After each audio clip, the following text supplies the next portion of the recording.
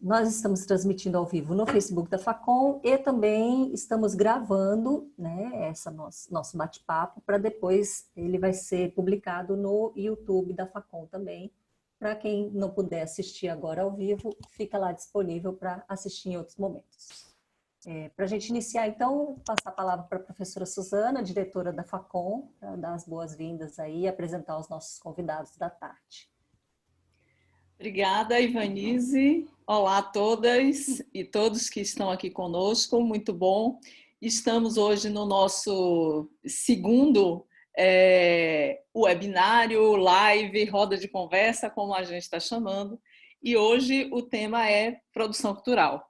Então, nada melhor aqui da presença para falar conosco sobre esse assunto, que também é muito preocupante. Então, os possíveis impactos da Covid-19 no campo da produção cultural, e teremos, então, os nossos professores do curso de produção cultural, aqui a professora Renata Rocha e o professor Sérgio Sobreira, a quem eu saúdo, bom vê-los, todos bem? Com saúde, são professores dessa área na Facom, e aqui o nosso convidado, a quem eu mais uma vez agradeço por ter aceito o convite, o músico, produtor e agente cultural, Thiago Tradi. Ótimo que esteja aqui conosco. E a ideia, então, é que a gente hoje discuta, ouça primeiro aqui a professora Renata, que tem participado de pesquisa nessa área, para além de ser produtora cultural e especialista nessa área. E, como eu disse, a mediação será do professor Sérgio Sobreira. Esse projeto é um projeto nosso, da direção da Facom, e executado pelo Núcleo de Comunicação e Extensão. É bom que a gente sempre fale aqui dos nomes envolvidos do nosso Núcleo de Comunicação. Aqui presente a professora Ivanise, que é coordenadora do NCE, a Jéssica Carvalho, dela é a nossa jornalista, a Sueli Fontes, que também estão aqui no nosso, sendo co-hosts dessa roda de conversa. Eu vou passar a palavra, então, à professora Renata, para que a gente não tenha muito atraso. Muito bom ter todos vocês conosco. E vamos nós, então. Com você, Renata.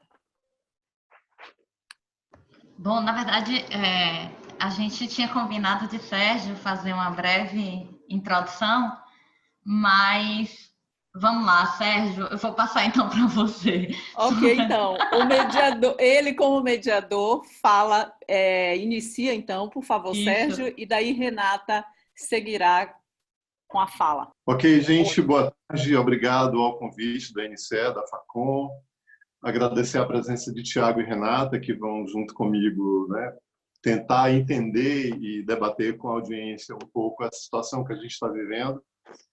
E de partida, eu queria estabelecer logo uma questão que eu acho que é fundamental. Nós estamos tratando de um cenário em construção. A gente vai levar uma discussão à frente sobre um problema que está se dando nesse momento. É um verdadeiro work in process. Não é uma realidade objetiva, dada, construída, que a gente já tem dados para extrair. O que a gente vai fazer, de uma certa forma, é um exercício retórico, né, de especulação, de imaginação, a partir, é claro, do que a gente já sabe. Cada um de nós três que estamos hoje aqui conduzindo essa conversa, temos uma trajetória no campo da produção cultural, em diversas áreas, já, enfim, passamos, né, pelo campo. O Thiago permanece até hoje na ativa, enquanto eu e Renata, de alguma forma, nos refugiamos mais na retaguarda da universidade. Mas, ao mesmo tempo, né, a realidade está aí, está se dando nesse momento, né? Inaugura-se uma nova questão. A pandemia trouxe a interdição da aglomeração. Pessoas não podem ser reunidas num determinado espaço. E isso impacta a cultura de uma forma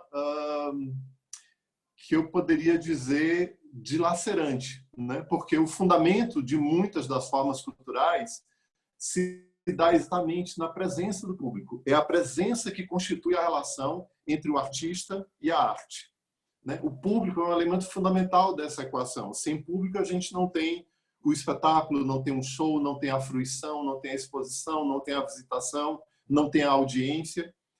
E no momento em que há uma interdição sobre o público, gera aí uma questão. E aí, como ficamos? A gente sabe que, nesse momento, a perspectiva digital, a live como essa que a gente está fazendo, ofereceu uma janela de possibilidades para, por exemplo, os artistas da música fazerem algo como uma espécie de show improvisado a partir das suas casas, dos seus endereços, dos seus estúdios, para, com isso, dialogar com os públicos. A gente também tem visto, por exemplo, diversos espetáculos de teatro, de circo, de ópera, que têm sido transmitidos pelo YouTube ou por qualquer outro canal, como uma forma também de alguma maneira, suplantar essa lacuna. Mas a questão que fica e de agora em diante? Como será a reconstrução do lugar do público? Quanto tempo vai levar? Quais são as condições objetivas que a pandemia vai estabelecer a partir de agora para determinar, por exemplo, o número necessário, o número seguro de pessoas na audiência de um determinado evento cultural? Nos Estados Unidos, onde já se está tentando, apesar de lá ser o lugar mais grave, ser o epicentro da pandemia da Covid-19 no mundo, mas alguns estados, por terem uma condição até então menos grave do ponto de vista sanitário, já se decidiu que, por exemplo, cinemas vão poder reabrir, mas vão poder reabrir com apenas 25% dos lugares disponíveis. O que isso significa em termos de custos? Como é que a relação econômica e financeira da oferta e da procura desse produto vai ser possível dentro desse marcador? Então, são questões que eu estou apresentando como uma provocação inicial, para em seguida passar agora a palavra a Renata e em seguida a Tiago, para a gente dar o start da nossa conversa. Gostaria de antemão de agradecer a presença das pessoas que estão chegando, que estão entrando na sala. É muito bom ter vocês conosco nessa roda de conversa. Bom, boa tarde a todas e todos os presentes. É interessante porque no meio desse processo, né, com tanta coisa acontecendo, acaba que esse formato, embora distante, né, promove um encontro e eu acho isso muito positivo. Confesso que estou morrendo de saudade da Facom, dos alunos, de rever os amigos, não deixa de ser uma oportunidade, então eu queria agradecer, né, o convite do NCE e agradecer também a presença de todo mundo aqui. Bom, eu queria começar, é engraçado que quando eu divulguei, né, a minha participação nessa discussão, nessa roda, uma das coisas que eu pontuei é que a gente, na verdade, tem mais pergunta do que resposta. E é interessante a gente pensar, assim, isso não é de agora, né, na verdade, esse cenário, né, trazido pela Covid, pela pandemia, ela só radicaliza ainda mais essas perguntas. Mas, na verdade, a gente já vinha atravessando no campo cultural um processo que é muito complexo. E que a gente já tinha, né, eu já venho desde já há algum tempo, tanto nas aulas como nos encontros que eu tenho participado, reivindicando essa nossa postura de tentar pensar novas perguntas. Bom, aí algumas coisas, né, que eu queria trazer assim mais de premissa, depois eu posso retomar no debate, enfim, a depender de como a gente for seguindo, mas que uma primeira coisa, né, como é importante a gente pensar o passado, pensar o que está acontecendo, o que veio acontecendo até hoje, para a gente se posicionar. E ponto número 2, fazer uma reflexão teórica e crítica sobre o que está acontecendo. Renata, mas poxa, um ambiente formal e tal, por que você está trazendo isso? Parece bobeira, talvez para alguns pareça óbvio, mas é importante, eu queria reafirmar isso, especialmente diante do contexto que a gente está vivendo hoje. Num primeiro momento, porque a cultura tem sido cada vez colocada num lugar marginal, e o que é muito complicado, né? Inclusive, assim, nesse momento, eu tenho visto, inclusive, muita manifestação no sentido de que a gente está em casa, mas o que salva a gente da sanidade são nossos livros, é a música que a gente ouve, enfim, os serviços de streaming e tudo mais. Isso é um ponto. Mas a gente se vê a cultura, principalmente se a gente pensa, né, de forma mais institucional, de política e de economia, a cultura cada vez mais relegada à marginalidade em termos de política e de atuação. Isso é um primeiro ponto.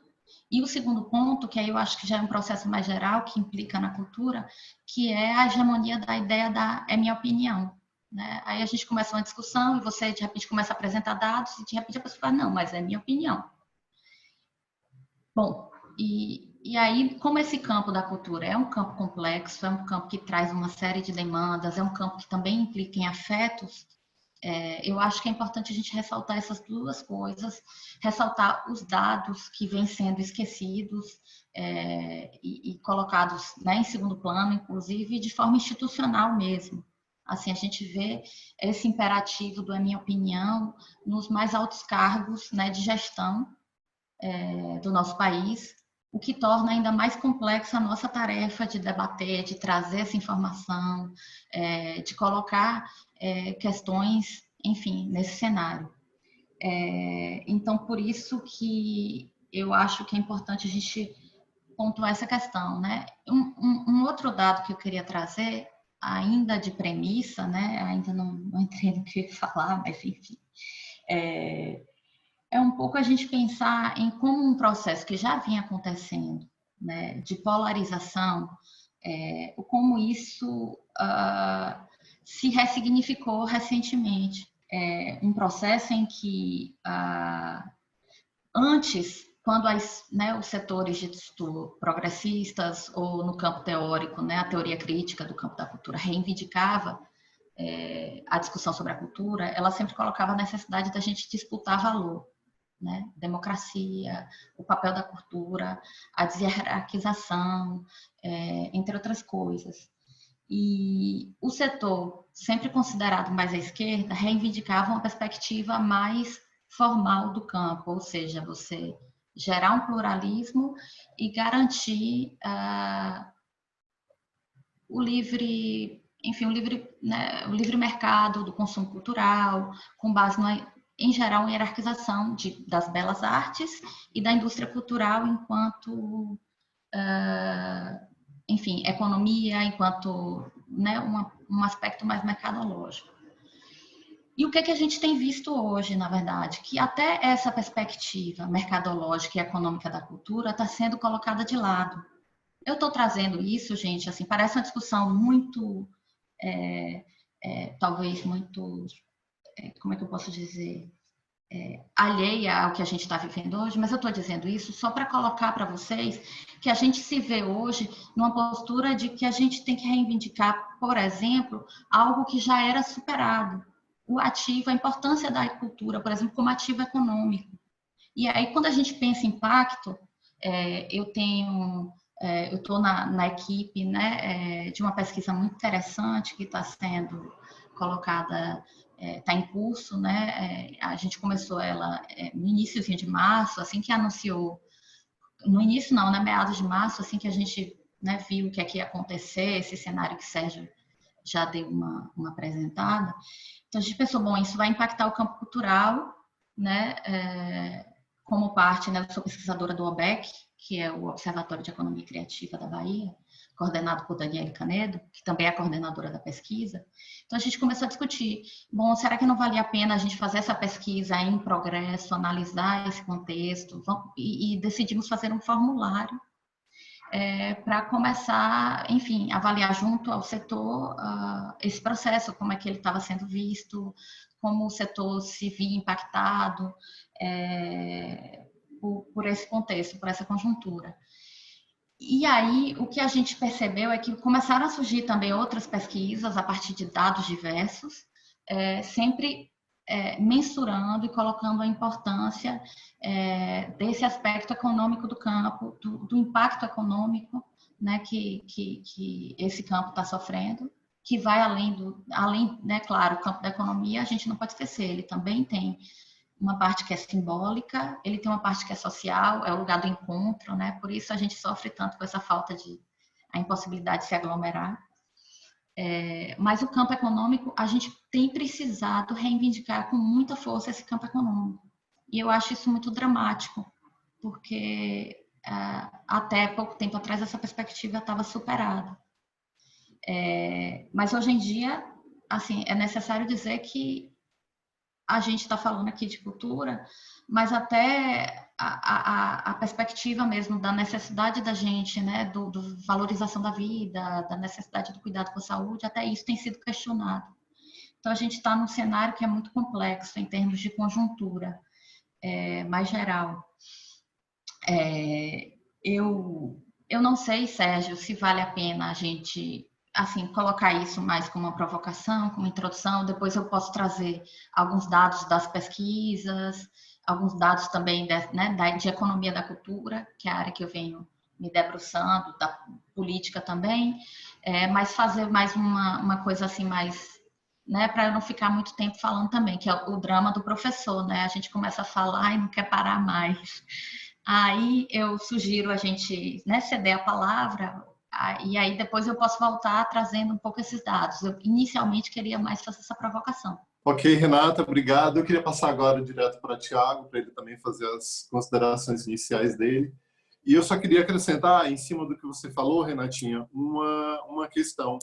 Além da gente viver uma certa ameaça de perda de recuo a patamares que a gente já tinha conquistado em termos do campo da produção e da criação teatral, tem um dado que a gente não pode perder de vista. O que torna a cultura economicamente atrativa é o fato de que ela reúne pessoas em lugares e, ao promover essa demanda gregária, ela faz com que haja circulação de riqueza. Porque se você se desloca de um lugar para outro para participar de um show, de um espetáculo, de um evento cultural, esse deslocamento vai impactar diversas cadeias produtivas, diversos setores econômicos. E, assim, de alguma forma, a gente tinha avançado um pouco na compreensão disso e isso está se perdendo no momento em que a gente não tem, por parte do macroambiente político, um entendimento de que a cultura representa, dentre outras vantagens, também essa. Mas eu quero passar a palavra agora para Tiago fazer as considerações iniciais dele. Olá, boa tarde. Tudo bom, professor Sérgio, Renata, todo mundo que está na nossa live acompanhando aí pelo Facebook e pelo Zoom. Obrigado pelo convite. Eu aceitei porque realmente é um tema que me interessa, né, diretamente por todos os motivos. Então, eu me senti à vontade de estar aqui conversando com vocês. Como você bem colocou no início, né, a gente, na verdade, não tem as respostas, né, ainda certas, né? Mas eu acho que as perguntas elas vão ajudando a gente a construir essa narrativa e entender em que momento a gente está. Quando eu fui convidado, inclusive, foi colocado assim que um bate-papo mais descontraído, tá? Mas eu entendo que não é tão fácil falar sobre esse momento, né? Que a gente está vivendo e atualmente vai entrar mais complicado. Mas para abrir, eu queria dizer assim, primeiro eu queria dizer calma, sabe, assim, para todo mundo. Eu espero que a nossa live chegue em mais pessoas, que fique gravada, que depois a gente possa desenvolver mais sobre esses assuntos. Mas assim, eu acho que é um momento para todo mundo ter calma, não desistir das suas ideias, não desistir do que vinha construindo, né? Eu acho que é um momento como esse que faz com que a gente, na verdade, coloque em prática, né, coisas que muitas vezes estavam ali meio que em cima do muro, meio que por uma série de motivos do cotidiano, sendo deixados para em alguma hora eu vou conseguir realizar esse sonho, em algum momento eu vou conseguir colocar isso em prática. Claro que cada um tem uma construção, né, nesse sentido o que idealizou para a tua vida, profissionalmente, num momento como esse, onde ninguém esperava que acontecesse o que está acontecendo, de repente pego de surpresa. Então isso impacta, óbvio, né, economicamente, no mundo, quem vive da cultura, das artes, enfim. Eu não sei se a gente vai ter tempo para entrar em tantos assuntos, porque quando o Renata me fala sobre essa questão da cultura de uma forma mais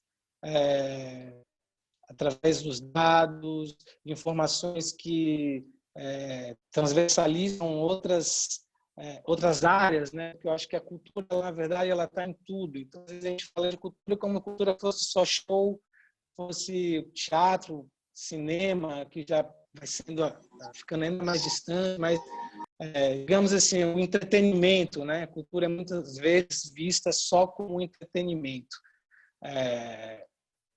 Já seria importante, né? Porque o entretenimento é uma coisa fundamental também dentro do lazer das pessoas, mas a cultura está em tudo, desde do futebol, a cultura do futebol, a culinária, em todas as áreas, né? Que vai ter algum tipo de diálogo, né? Com a cultura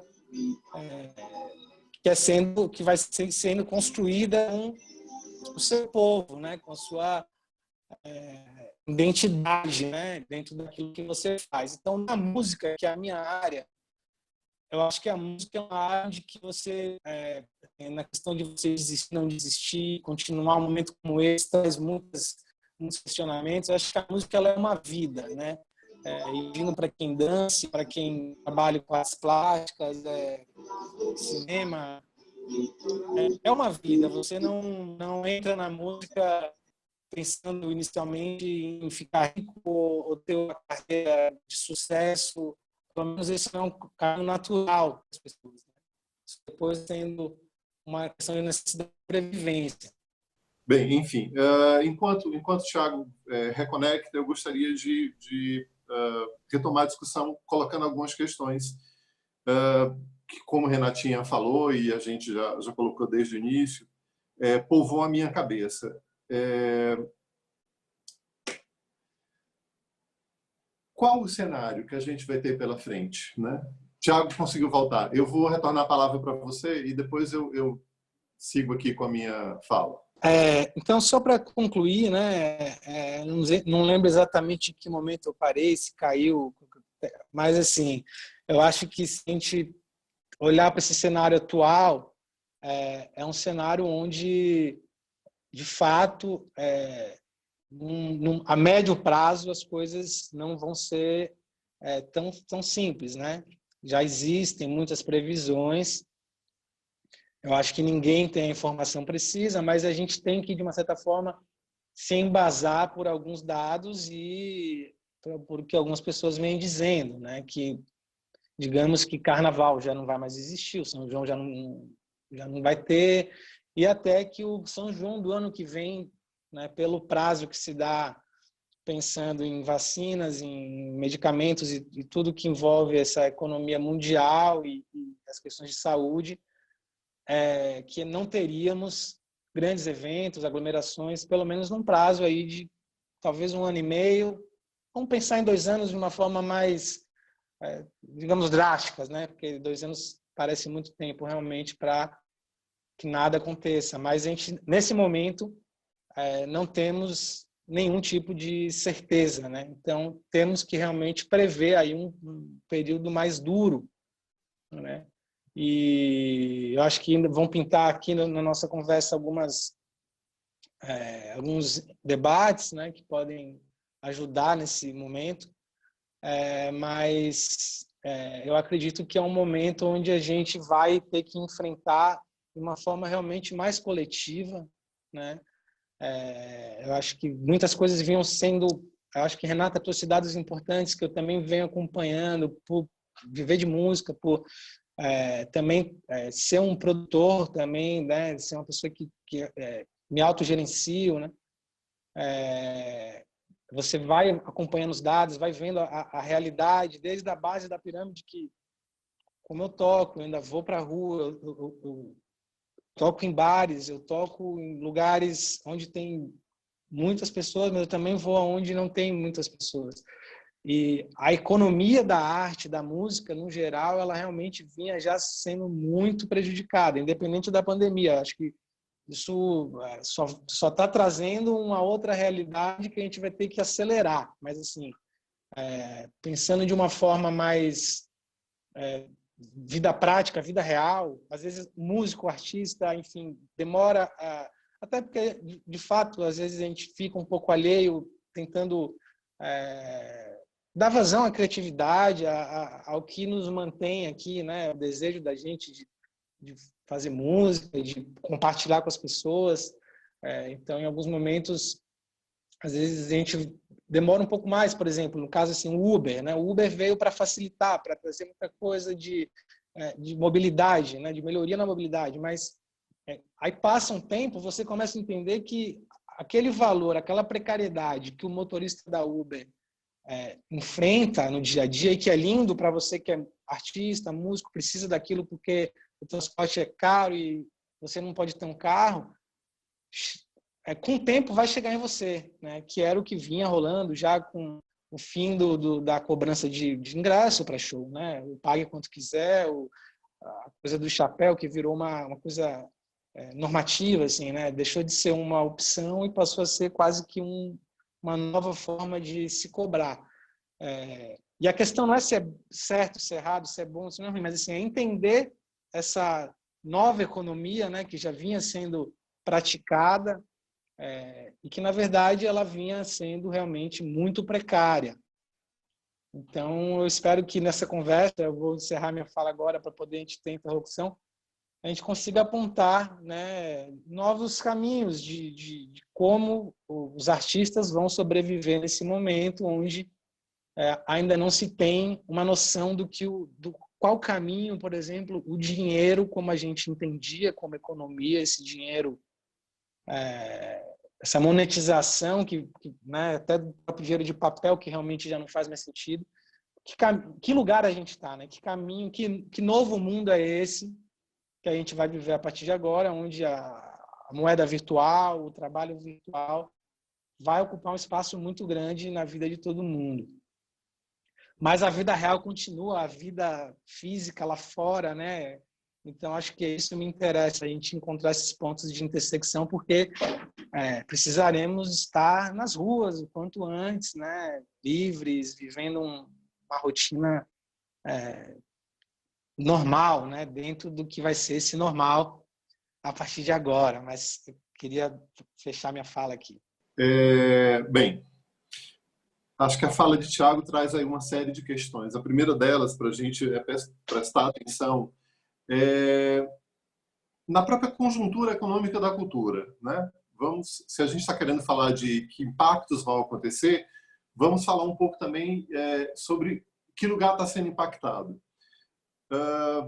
Produção cultural no Brasil sempre obedeceu a uma decisão de encruzilhada. De um lado, você tem o pai, Estado, com seus editais, com suas políticas de fomento, com o Ministério, Secretaria, Fundação, ou seja, essa interlocução com o dinheiro público que vem de diversas formas, através de diversos programas, em diversos tempos e momentos, e que nesse momento se encontra especialmente numa condição crítica, porque o MINC foi extinto, a secretaria que foi colocada no lugar até agora não teve nenhum protagonismo relevante. E do outro lado, a gente tem o patrão mercado.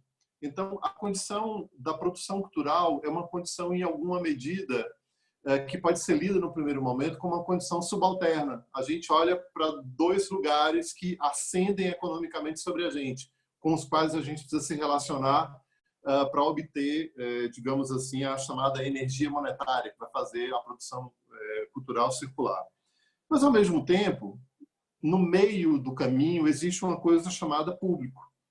E existem vários projetos, iniciativas e formatos que, buscando crowdfunding, vaquinha, enfim, um conjunto de outras formas de trabalhar, têm conseguido aí abrir espaço para viabilizar um tipo de produção cultural onde artista e público conseguem dialogar e construir estratégias sustentáveis de realização do trabalho.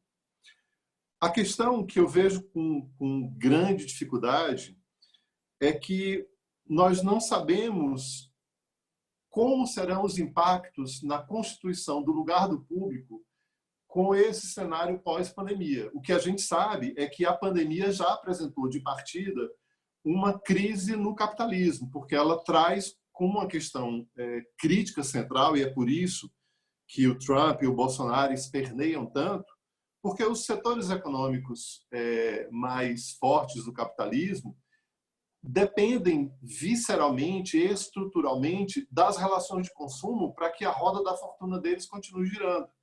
E no momento que você reprime o espaço de consumo, né, o consumo hoje está praticamente limitado a quê? Ao setor de alimentos, que é essencial, o setor de serviços de saúde, que faz parte do contexto da pandemia, e no caso da cultura, a gente está tendo aí práticas de consumo relacionadas a serviços que podem nos entregar conteúdos por plataformas digitais, o streaming, a Netflix, a HBO, enfim, toda essa parafernália que se constituiu como um novo mercado para os conteúdos de música e audiovisual nos últimos anos e que nos abastece aí via Spotify, Apple Music, enfim, de uma série de coisas. Mas aí no meio disso tem esse outro lado que me aflige muito, que me interessa mais particularmente porque é o lado com quem eu trabalhei durante muito tempo, que são as chamadas artes do espetáculo, né? A música e o audiovisual, de alguma forma, eles já entregam, pela própria natureza do trabalho que é feito, uma grande capacidade de adaptação à tecnologia, à ambiência digital. Mas como é que fica as artes do espetáculo? Como é que fica a dança, o teatro, o circo, a ópera? Então nem se fala. A música de concerto. Então existem uma série de gargalos, de nós, de questões que já vinham se tornando especialmente difíceis. Eu vou abrir aqui um adendo para fazer referência a uma pesquisa que eu venho realizando já tem algum tempo, dentro da Facom, sobre hábitos e práticas de consumo de cultura. E a gente tem encontrado, como dado revelador dessa investigação, que a maioria das pessoas consomem e tem o hábito de acessar exatamente esses conteúdos que formam o que eu chamo de a hegemonia do campo cultural, que é exatamente música e audiovisual. Então, a ida ao teatro, a ida à biblioteca, a frequentação de museus, de galerias, ou seja, esses outros espaços de oferta cultural, eles se encontram muito deprimidos do ponto de vista da frequência, eles são acessados por pouca gente, em termos de quantidade de população, e ainda tem um dado complicador que torna isso ainda mais dramático.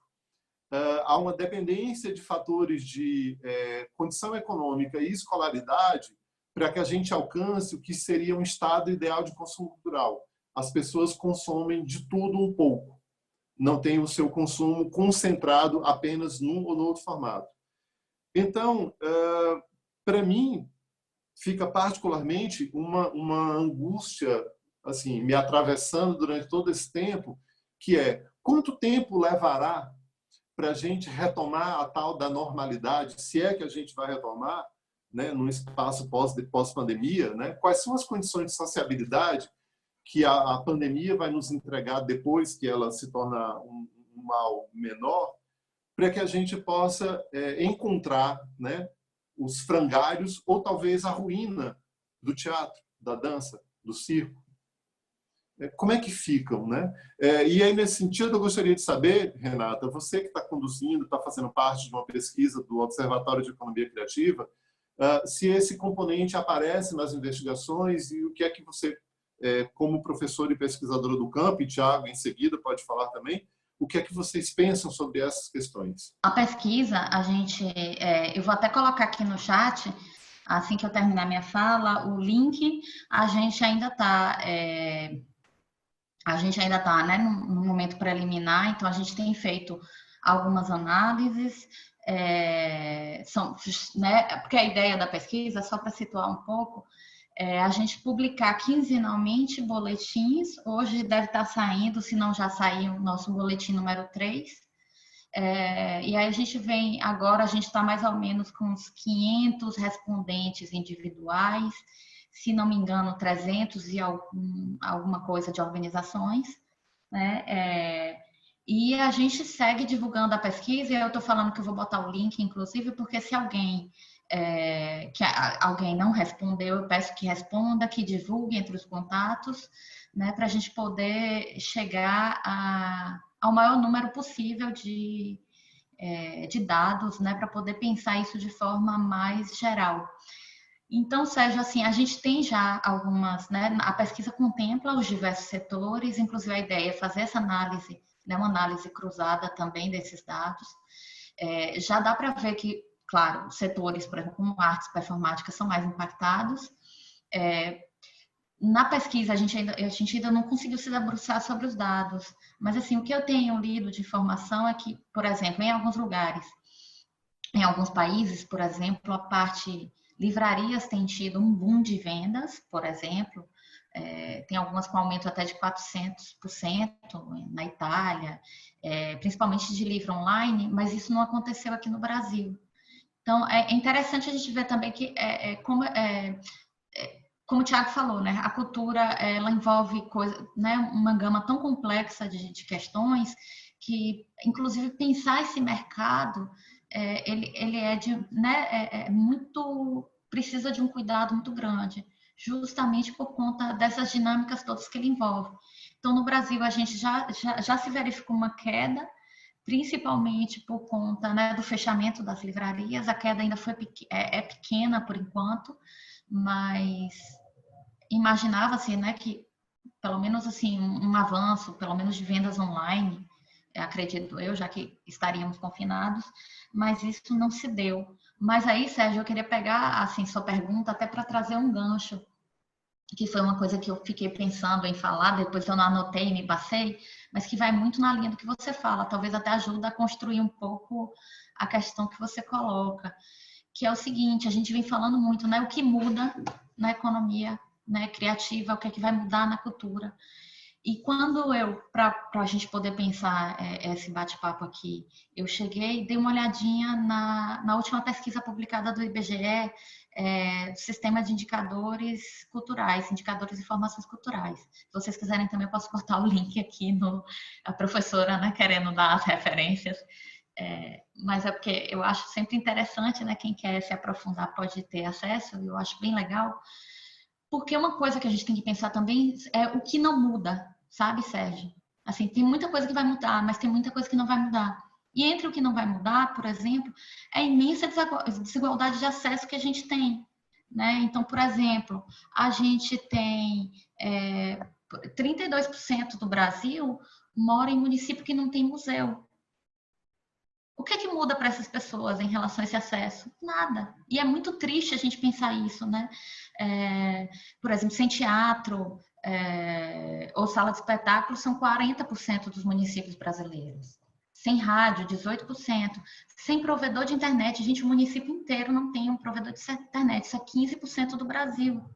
Para essas pessoas, a pandemia não vai mudar nada, né? Ou esperemos que sim, né? Quem tá na good vibes, né, torce para que mude.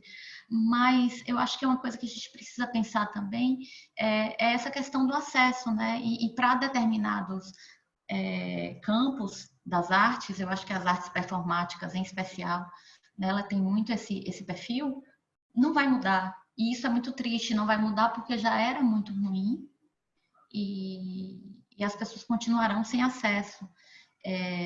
Por exemplo, até se a gente imaginar, só para vocês terem, e também essa desigualdade, ela não é só, esses municípios, eles estão situados, em geral, numa mesma região. Por exemplo, no Piauí, 50% dos municípios não tem, né, internet. Talvez essas pessoas, inclusive, não sabemos sequer se elas têm acesso aos dados, né, da própria crise sanitária que a gente vive. E isso é também muito dramático, né, para a gente refletir um pouco. Inclusive, esse acesso ainda é menor quando a gente pensa nas crianças e adolescentes, né? Então, esses dados estão lá, né, no CIIC. E aí eles mostram, inclusive, até essa perspectiva, né, que o Sérgio está trazendo. Acaba sendo o elo mais, por assim dizer, precário, né, mais dependente, inclusive na perspectiva do próprio consumo, né? Em geral, esses equipamentos, eles estão concentrados, né, nas grandes cidades, nas capitais. O consumo é concentrado em classes mais abastadas. Enfim, bom, era só um dado. Um ponto que eu queria colocar também, assim, só pegando um pouco a fala de Thiago, quando ele colocou na questão ele começou a fala dele dizendo para a gente ter calma, e eu só queria aproveitar para reforçar um pouco o que eu estava falando, né, da gente procurar estudar um pouco essas temáticas, pensar de forma mais conjuntural, eu acho que se a gente faz isso, até essa própria calma a gente consegue adquirir. Assim, já passamos por crises bastante profundas antes, né? Passamos enquanto setor cultural, momentos muito complicados e superamos. É bem verdade que a gente vinha, eu acho que é muito desestimulante a gente pensar no contexto, na conjuntura atual, porque a gente vinha num momento em que o Brasil estava numa crescente, né, no campo da economia da cultura, uma série de iniciativas, era um campo muito promissor. Por exemplo, quando eu fazia faculdade, eu fiz jornalismo e fui sugada pelo campo da cultura, pela quantidade de ações, iniciativas que a gente estava tendo na Bahia no período. Fui sugada para o campo da produção cultural e depois o próprio interesse em estudar política cultural veio desse contexto, né? Era um contexto muito rico, né? Tanto para o país como para o Estado. E a gente presenciar essa queda é muito decepcionante, né? Mas eu acredito que vai piorar um pouco, mas depois, logo mais, vai melhorar. Então, acho que serve pensar esse passado, né? Pensar esses momentos de crise, que inclusive são para além do Brasil, né? São crises conjunturais. Por exemplo, você pega a década de 80, né? Uma década perdida para a economia, para a cultura, e superamos. Isso serve também para a gente pensar um pouco isso. Sérgio, eu não sei se eu respondi a tua pergunta. Se...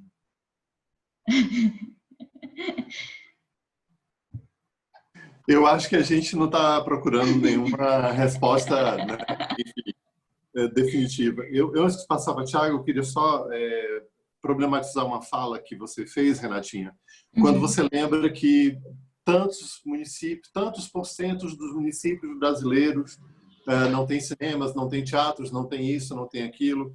E aí a gente também tem que pensar, não querendo fazer o advogado do diabo, mas para adensar essa discussão, a gente também tem que lembrar do seguinte: 99,8 milhões da população brasileira, 99 milhões e 800 mil brasileiros, moram hoje nas regiões metropolitanas, ou seja, nas nossas 27 capitais e no seu entorno, né? Hoje, São Paulo, por exemplo, tem 12 milhões de habitantes, mas a grande São Paulo moram quase 22 milhões de pessoas. É uma grande conurbação que junta Osasco, Guarulhos, enfim, tudo aquilo lá, todo o ABC paulista.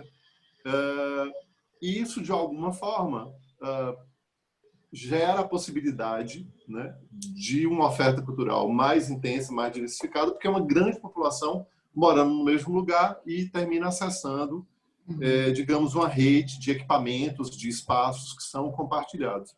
Então, esse dado da relação de equipamentos por município, ele pode ser tensionado, por outro lado, na relação por população. Então, metade da população brasileira hoje mora em lugares onde existem, né, uma rede ainda pequena, mas de alguma forma diversificada de equipamentos culturais. A questão é que, por exemplo, mesmo dentro de Salvador, onde nós temos uma boa quantidade de museus, de teatros, enfim, a nossa rede física de espaços culturais ela não é pequena, né? Ela dentro de certos cálculos que são disponibilizados pela Unesco, a gente tem até uma rede física boa de espaços culturais. Mas a questão é que esses espaços estão concentrados num determinado território. Então, boa parte da cidade tem uma relação de distância territorial em relação à oferta cultural, que é problematizada pelo aspecto mobilidade urbana. O serviço de metrô em Salvador, de alguma forma, deu uma melhorada, trouxe aí algum ganho, mas ainda é insuficiente para a gente, de fato, imaginar que alguém que está lá em Mussurunga 2 vai se dispor, ao saber pela noticiária, pela televisão, pela internet, pelo Instagram, que no Solar do União está tendo uma exposição gratuita, que essa pessoa sabe que ela pega o metrô, vem até a Lapa, de lá ela pega um ônibus ou faz uma caminhada e tal, e chega no Solar do União tranquilo. Quer dizer, há um nó né, dentro da realidade de Salvador em relação à mobilidade. Eu só quis colocar isso para a gente também problematizar com outras variáveis. Mas eu queria passar a palavra agora para Tiago dar seguimento, né, à provocação que eu fiz. Então, tentando reviver aqui a fala, o que eu lembrar aqui, espero conseguir responder. Eu acho que você falou algumas coisas assim que vou fazer isso pontuar rapidamente porque é importante, né?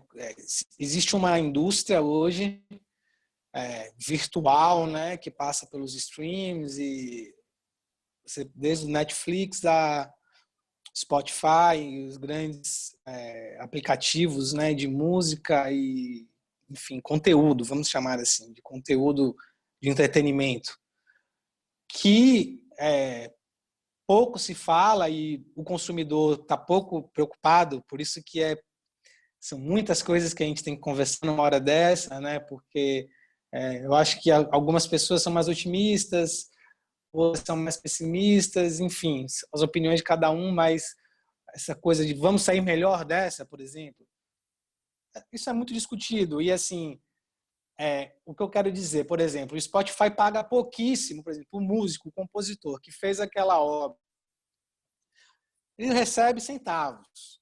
Quando recebe? Ele só recebe se ele não sei quantas milhões de... Então, assim, o YouTube, por exemplo, é o maior produtor de conteúdo do mundo que não gasta um centavo com produção de conteúdo, né? O artista, ele entrega pronto para ele e, no máximo, ele recebe de volta alguns centavos, né, de dólar. O consumidor não está preocupado com isso. E seja ele artista como eu que consumo, que eu não faço um boicote a esses canais por isso. Mas aí você já tem uma dicotomia de valores, né? Porque como é que a indústria da arte ela vai sobreviver, sendo que os meios de difusão dessa arte, seja ela um grande espetáculo ou um espetáculo menor, mas claro que eu estou falando de coisas virtuais, né? Desse mundo virtual, mas que é o que hoje é onde todo mundo está. A economia não parou. Claro que ela está vivendo mas assim, a economia ela está em algum lugar, né? E a gente sabe que nas redes sociais, no mundo virtual, esse dinheiro que não é o dinheiro de papel, mas é um dinheiro que a gente ainda não sabe qual é, pós-Bitcoin, ainda não é a implementação do Bitcoin, mas assim, é um moeda que você não pega, né? É um banco que você nem sabe qual é a cara, né? Que você não paga taxa, é tudo virtual. Essa economia ela ainda não está sendo nem um pouco favorável ao artista que depende, porque não acompanha. O investimento que você faz num disco, por exemplo, como eu que produzi um disco com crowdfunding, com apoio de muitas pessoas para conseguir fazer uma produção com um nível de qualidade que você possa colocar no mercado, ele não se paga, né? Você não vai ter esse retorno, a não ser que você entre num segmento mercadológico que, não sei, o funil está maior, assim, né? Você tem pouquíssimos artistas. Um dado que eu dou, por exemplo, o que mudou? Não mudou nada ainda, porque o Roberto Carlos fez uma live. Uma live do Roberto Carlos são, sei lá, 500 milhões, 1 milhão de reais que vai para a conta dele e que não está sendo distribuído para outros artistas que, no momento como de agora, estão precisando, né? E o dinheiro ele não é infinito. Então, assim, as coisas não mudaram nesse sentido. Os grandes artistas ainda estão com o monopólio do dinheiro que existe para a cultura, né? Em relação aí, assim, eu vejo que pelas falas, e é interessante porque, apesar de inclusive, eu estava cursando agora um mestrado em educação musical pela UFBA, e a gente foi pego de surpresa, ia começar na semana o módulo e a pandemia veio para travar esse processo, né? Então, quando você, por exemplo, no caso, pesquisas que vinham sendo feitas, trabalhos que vinham sendo já programados, unindo setores, né? Pararam, né? Não é mais um dado que a gente vai levar um bom tempo para recuperar isso, para aquecer isso de novo. Mas para não abrir muito, falando, por exemplo, dos espetáculos, dos grandes espetáculos, e eu estava pensando isso, refletindo comigo mesmo, né? Uma coisa que, trazendo um lado mais otimista, porque eu acho que a academia, ela naturalmente, ela vai trazer os dados, que é importante. E os dados, eles não são favoráveis, né? Então, a gente tem que ter um equilíbrio entre a realidade técnica e a prática, senão o artista ele vai desistir. O que eu queria dizer é o seguinte, eu acho que, por exemplo, não vai dar para reabrir tudo de vez, né? Por exemplo, o futebol é quem está forçando mais a barra, né? O Bahia já disse que não volta enquanto todas as organizações aí que estão à frente dos dados e dos números, o Vitória parece que já está querendo marcar uma... Então, assim, não existe ainda um acordo, né? Mas eu acho muito difícil ter um Bavi na Fonte Nova lotado nos próximos meses. Então, vai ter que ser reaberto aos poucos. Para a música, para o teatro, pegando principalmente teatro e música, que dependem de locais fechados, né? O teatro ainda mais. Eu acho que tem uma coisa que Salvador, por exemplo, eu acho que existe uma coisa global e existem as coisas que são peculiaridades do lugar que você vive, né? Da cultura local. Então, a gente tem que levar as considerações o que está acontecendo no mundo, a crise, Hollywood parou, todos os grandes centros de cultura pararam, né? O Brasil parou. O Brasil tem um outro dado, que é a Secretaria de Cultura Nacional, que aponta para o inverso do que, né, a classe artística vem pedindo, vem clamando. Então, são muitas coisas. Para não ficar uma coisa tão distante, trazendo para Salvador, por exemplo, que é uma cidade extremamente de rua e é uma cidade diurna também, né? Acontece durante o dia. Eu acho que uma alternativa é que a gente comece a ter, por exemplo, pequenos concertos, shows, vamos chamar de como quer que seja, apresentações abertas ao público, né? Mas respeitando, digamos assim, protocolos de distanciamento, né? Algumas questões que minimizem, né, a contato, tal, porque uma vez que tenha que ser aberto, porque, né, isso vai acontecer naturalmente, o que a gente pode ver de bom, o lado bom disso, né? Eu viria esse lado, porque, claro, casas de shows serão prejudicadas, os teatros ficarão se já era difícil, né, a bilheteria desses lugares rodarem, né, terem crescimento e tal. Principalmente o teatro na Bahia sofreu um baque muito grande nos últimos anos, né? E eu acho que a arte de rua, se ela for mais valorizada, se houverem políticas para isso, não adianta. Eu acho que anda de mão dada, como você falou, né? Tem o Estado, que é o pai, que é um pai, que, como todo pai, se você não se comportar direito, ele vai, de algum jeito, o que ele acha que é se comportar direito, ele vai lhe punir, ele vai lhe cercear, o que a gente está vendo agora, né? Então, a gente não pode ficar totalmente dependente do Estado nesse sentido. Essa é a minha visão. Eu acho que é uma coisa que, até porque sociedade, Estado, é tudo uma coisa que anda, né, amalgamada. Então, eu acho que a sociedade civil ela tem que entender, ela tem que também... É um despertar da consciência. Assim, é muito difícil, porque não tem lápide, não tem nada escrito, e tem uns 10 mandamentos agora do que é o certo, né? Cada um vai ter que se conectar, é um campo de conexão nesse sentido, né? De consciência, de como é que a gente vai sobreviver agora, como é que os artistas que dão tanto, né, para a sociedade, no sentido, seja do entretenimento ou de uma cultura mais investigativa, da contracultura, que é onde, por exemplo, encaixe mais, fazendo uma música que é comercial, a sociedade precisa entender que essas pessoas elas continuam vivendo e precisam pagar conta.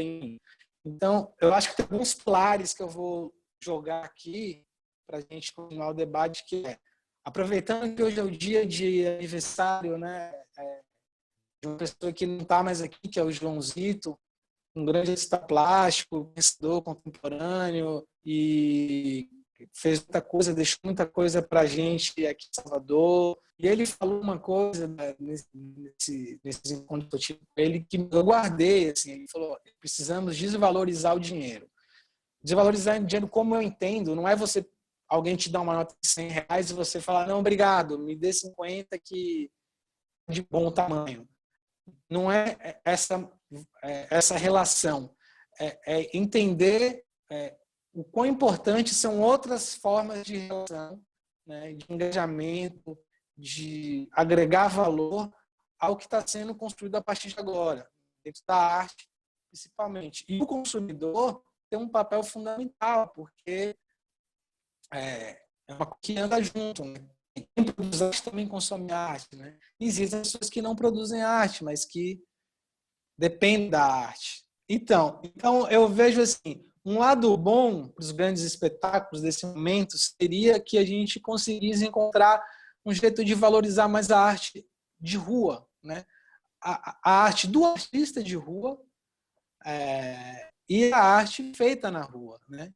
E isso precisa, claro, ter um consenso de como isso vai ser possível economicamente, né? Mas eu acho que seria uma alternativa de você conseguir retomar alguns espetáculos e gerar uma nova cultura, de repente, porque Salvador é uma cidade que valoriza pouco isso, né? Normalmente a pessoa sai daqui, aí vai para um lugar, sei lá, na Europa ou em outros lugares, nos Estados Unidos, que a arte de rua é super valorizada e gera economia e, enfim, e alimenta as pessoas também, para reconhecer a importância de você, de repente, ter acesso à cultura, sem precisar ir, como o Sérgio falou, sair de Mussurunga, pegar um ônibus. A mobilidade é muito ruim, mas por que não levar arte a esses lugares, em lugares abertos mesmo, né? Aproximar mais do público, né? Claro que vamos ter que lidar com a questão da pandemia, mas eu acho que existe um caminho aí a ser debatido na questão da arte sendo feita de uma forma mais pública. Ok. Obrigado, Thiago. André coloca a seguinte questão: considerando que não sabemos quando os eventos presenciais irão acontecer, vocês acreditam que a tendência é uma espera desse retorno ou a descoberta e criação de novos formatos que sejam economicamente viáveis? Isto é possível? André, Renata e Thiago vão já te responder, mas o que eu poderia te colocar dentro dessa tua pergunta são 2 pontos. Primeiro, toda crise é fator de criatividade. Em toda a história da humanidade, sempre que a gente se viu passando por uma situação de crise muito grave, de escassez, de dificuldade, a humanidade respondeu com inventividade, com criação, com ideias. Então, eu não tenho dúvida que a gente vai, sim, nesse contexto de crise, talvez encontrar novos formatos ou encontrar novos arranjos para formatos já existentes, porque a gente precisa sobreviver. O instinto de sobrevivência fala mais alto. Então, eu não tenho dúvida que, sim, em momentos distintos, em graus e intensidades que são das circunstâncias de cada campo das artes e dentro de cada campo da performatividade de cada artista, as respostas criativas virão. Mas eu não posso também deixar de lembrar um outro aspecto que também é entusiasmante, também é importante, que o momento mais inventivo, mais rico da história das artes, até então, de todo o processo evolutivo da humanidade, se deu no chamado Renascimento, tanto que tem esse nome, Renascimento. E o Renascimento foi um movimento artístico que sucedeu uma grave crise, uma pandemia que matou, estima-se na época, entre 50% e 60% da população da Europa, que foi a peste negra, que aconteceu aí nos momentos finais da Idade Média, entre o século XIII e o século XIV. E a resposta da humanidade a todos os horrores vividos durante a peste negra foi um movimento de inacreditável expansão e liberdade criativa no campo das artes. Inclusive, as artes, até aquele momento, estavam subjugadas aos cânones religiosos, principalmente, e o Renascimento trouxe, dentre outros aspectos, além do florescimento de um grande mercado de artes, as pessoas passaram a entender a necessidade da arte como algo que integrava a vida doméstica, a vida pessoal delas, trouxe ainda como um segundo aspecto, que foi o enfrentamento da censura, né? Até então, por exemplo, no campo das artes visuais, os artistas eram limitados a representar figuras sagradas, passagens bíblicas, tudo aquilo que tinha o caráter do sagrado. E, no entanto, no Renascimento vem um Caravaggio, vem Michelangelo, vem Da Vinci, que também prestavam serviços por encomendas para as instituições religiosas, mas também faziam seus trabalhos criativos, rompendo completamente com esses cânones. Então, eu não consigo deixar de ver também como uma ponta de esperança, e o meu lado poliana aponta nesse sentido, de que a gente vai viver, sim, um momento aí muito interessante nos próximos 2, 3 anos, na medida em que a gente conseguir entender um pouco como é que as coisas estão, como é que vai ser o retorno à vida social, né? Quais são as questões que vão delimitar o espaço da sociabilidade. E, dentro disso, tem uma coisa que Tiago já colocou, que Renata também já colocou e que eu estou reforçando aqui agora, é que, sim, o ambiente digital, né, o streaming e tudo isso que vem junto desse pacote, trouxe para a gente uma nova dimensão. Então, é óbvio que a gente vai rearticular os nossos modos de produção, de criação e de fruição artística, integrando também esse ambiente, né? Essa separação entre real e virtual, ela nem existe mais, né? Na verdade, o que existe é um aporte de uma tecnologia que permite que a gente experimente a presença dentro de uma outra condição que não a presença tete-a-tete, física, né? Em face de, mas uma presença mediada pela tecnologia, uma presença que é convertida em bytes, que navega né, em ondas e chega a gente dos mais variados formatos. Então, a pergunta que você fez, eu passo, que vou repetir para poder Renata e Tiago não perderem de vista, que é o que a gente acha que vai acontecer em termos de tendências a partir, né, do novo devir desse cenário cultural. Como é que as coisas vão ficar? Passo a palavra para a Renata. Sérgio, achei interessantíssimo, só voltando um pouquinho antes de responder a pergunta, quando você colocou a questão da população versus município. É engraçado porque eu tinha anotado aqui para falar, né? Mas aí e principalmente por conta desse formato, né? Como a gente em geral usa muito, pelo menos assim, eu em minhas aulas gosto muito de usar apoio, né? Aí você bota ali o data show com os dados, etc. E aí, uma das coisas que eu ia falar é assim, a gente tem que ter cuidado na interpretação dos dados. Eles trazem algumas perspectivas, mas a realidade pode ser vista a partir de olhares, né, de pontos, perspectivas distintas.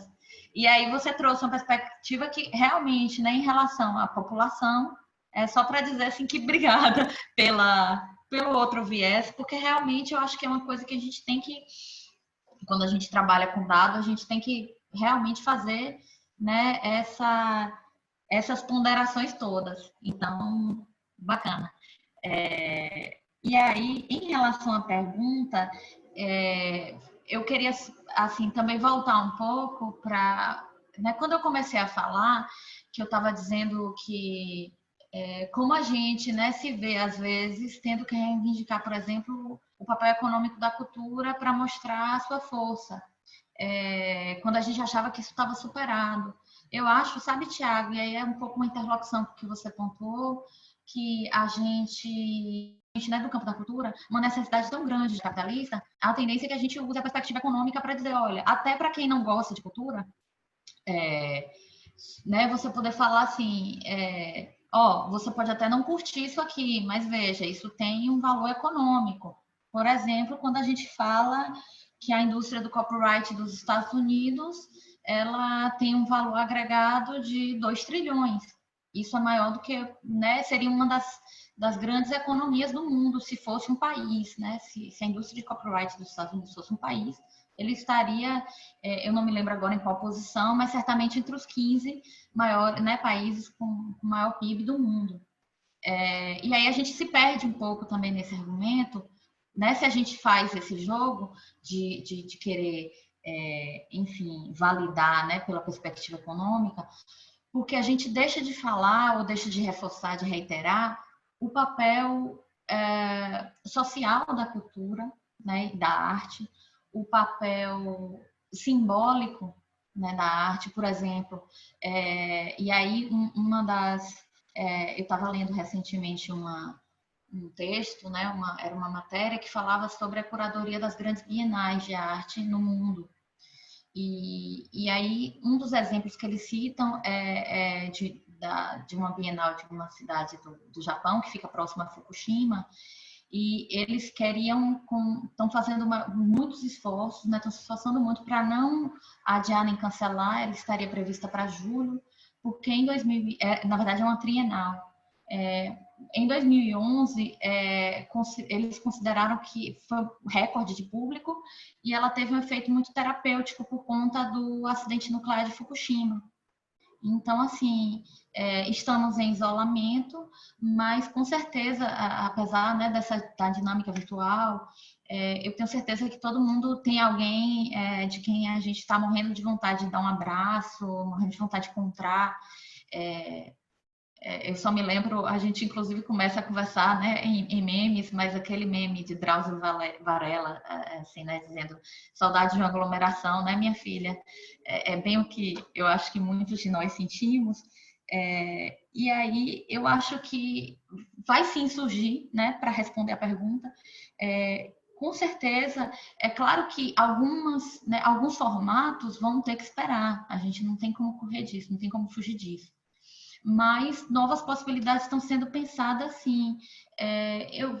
Agora já não me lembro mais em que lugar era, mas, por exemplo, acho que na Paraíba, o cinema, fazendo cinema, mostra de cinema em drive-in, né, no carro, então, que foi um formato, né, muito, muito comum nos Estados Unidos, na metade do século passado, e de repente pode ser uma possibilidade para a gente ver filme em tela grande. É claro que não é a mesma coisa de você sentar no escurinho de cinema, mas é uma nova possibilidade que não é a gente ver filme na tela do nosso computador, né? E aí eu acho que sim, a possibilidade de arte, né? Públicos menores, na rua, definição enfim, distanciamento. Agora, mas sempre tendo em mente que ainda é tudo muito novo para a gente imaginar determinadas soluções. Eu estou dizendo isso porque, por exemplo, quando o Sérgio falou das salas de cinema, né, com 25% de público, eu me lembrei de um estudo que eu li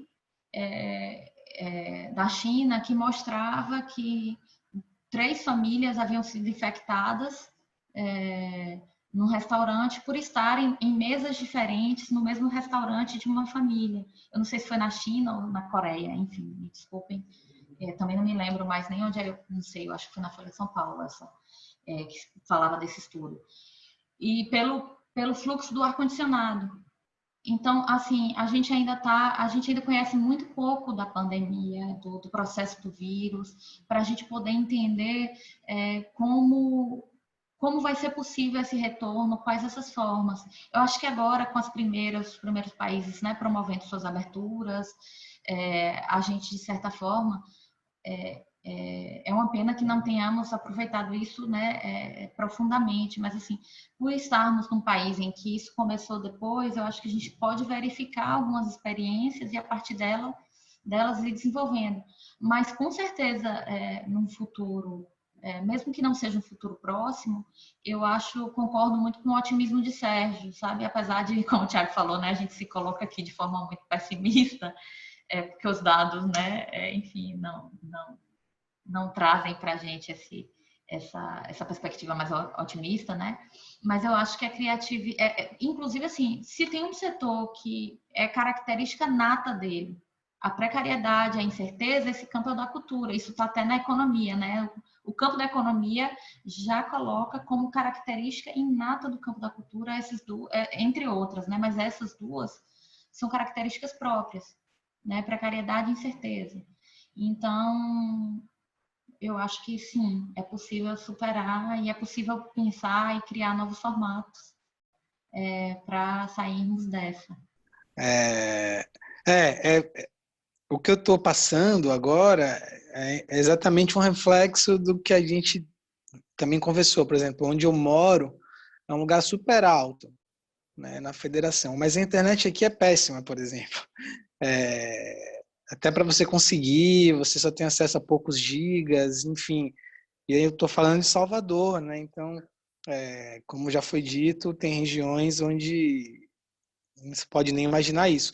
Agora, o lado bom também, tentando lá pelo lado bom, o Sérgio já falou, né, do renascimento, e é mais ou menos como eu também tenho me apegado a encarar esse momento, é que alguns avanços vão acontecer pela necessidade, né? No caso, muita gente está tendo que entrar no aplicativo da Caixa para receber ajuda, então pessoas que não tinham conta, que não tinham, estão tendo que se virar para melhorar no conhecimento das ferramentas, né? Então, meio que por linhas tortas, eu imagino que vai haver uma inclusão aí,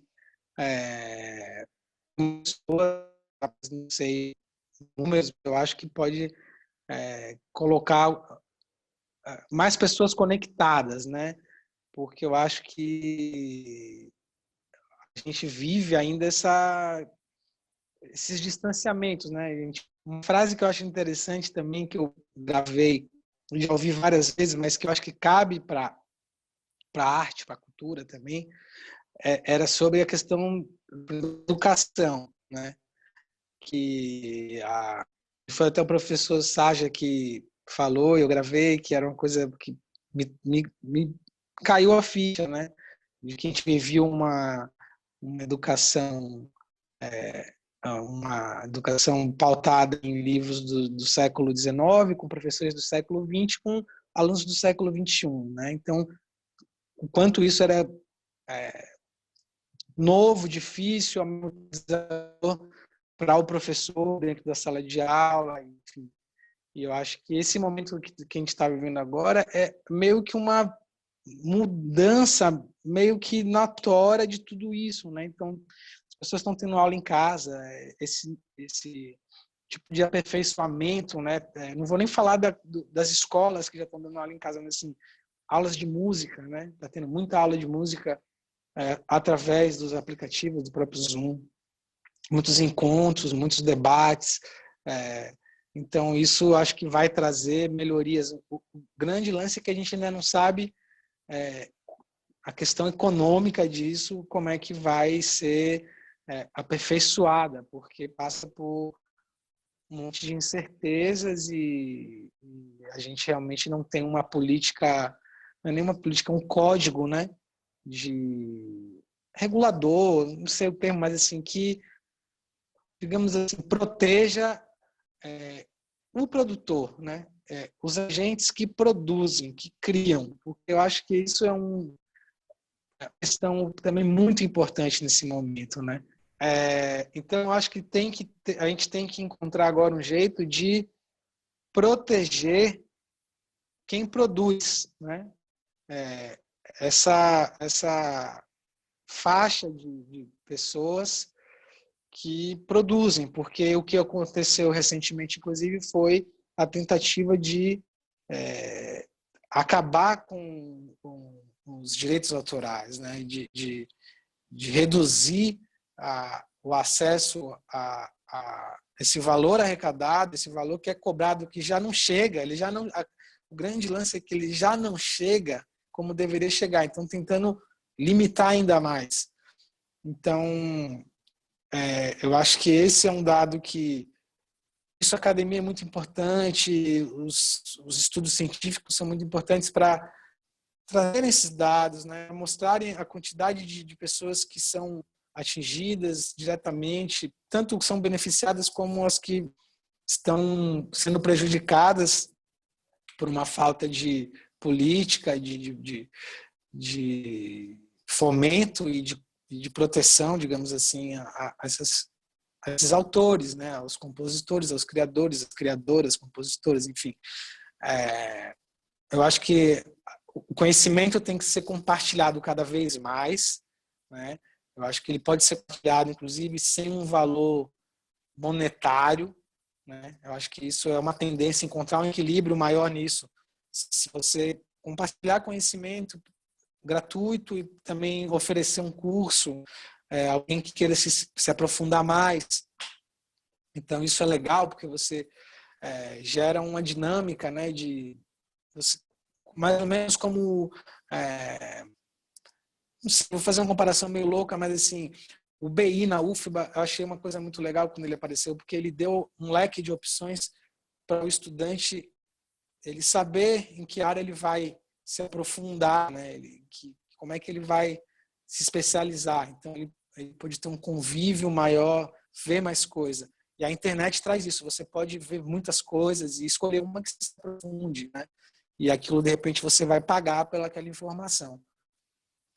Mas estamos lidando com todas essas questões, né? Porque eu falo muito aqui, uma coisa que eu venho trazendo, que eu tinha anotado também, como a Renata fez as anotações dela, é que a gente fala muito, a gente está falando assim, do homem, da mulher, do ser urbano da cidade, né? Assim, porque quando eu me pego me refletindo mesmo sobre tudo isso, o homem do campo, a pessoa que está no campo, o artista que já meio que escolheu um outro estilo de vida, uma nova forma de encarar esse novo mundo, e tem muita gente que já vinha fazendo isso antes da pandemia, está sofrendo menos, né, com esse impacto, óbvio, porque está lidando com outro tipo de economia.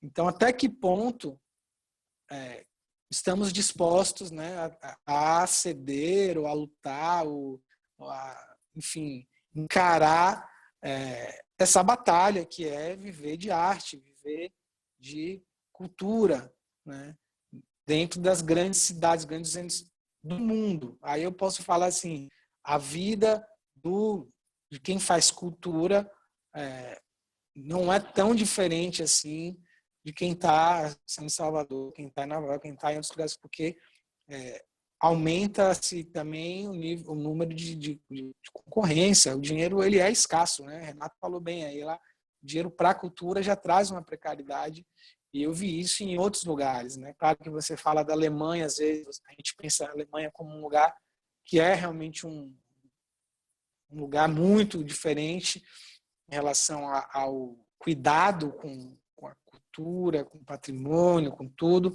mas não é que você viver na Alemanha você consiga ter uma vida fácil tocando, por exemplo, sendo músico popular, tocando em bares, em casas de show, né? Então, as grandes cidades elas trazem um modelo opressor, um modelo de disputa, de concorrência, de escassez, né? Você tem sempre 3, 4 nomes que pautam o grande olhar, né, das empresas, do público, e um mar, né, de artistas, de agentes, de pessoas que vivem da arte, mas disputando o que vem, o que acaba sobrando, digamos assim, né? Ok, Thiago. Tua fala me trouxe, enfim, várias questões e várias provocações que eu gostaria de colocar na roda do debate, junto com outras perguntas e comentários que estão rolando no chat da gente. Eufrásia falou, né, reforçando o que a gente está discutindo sobre essas alterações que virão, enfim, as muitas questões que a gente não sabe como é que vão se dar, mas ela lembra um aspecto muito importante, que é o gargalo do acesso digital no Brasil. A gente tem uma certa ideia de que assim, mas todo mundo hoje tem um celular. E usando a maneira popular de falar, menos verdade. A gente viu agora nesse episódio do cadastramento das pessoas para renda emergencial que ainda existem dezenas de milhões de brasileiros que não dispõem de acesso não estão incluídos digitalmente. Nem tem celular e, quando tem, não sabe fazer uso ou não tem condição, não tem repertório de uso para, por exemplo, que foi o caso desse problema aí do acesso emergencial, de baixar o aplicativo da Caixa e de como manejar, né, essa nova interface, esse gadget, para poder ter acesso. Enfim, esse é um aspecto. A gente também não pode pensar que o digital vai inaugurar aí uma nova era, porque não é exatamente assim. Tem um outro ponto da fala de Tiago que eu gostaria de dar uma tensionada, que é quando você diz que o dinheiro é escasso. Na verdade, o dinheiro não é escasso, o dinheiro é concentrado. E você mesmo disse isso quando você falou num outro momento, que a gente não sabe onde está, mas o dinheiro está aí. É fato.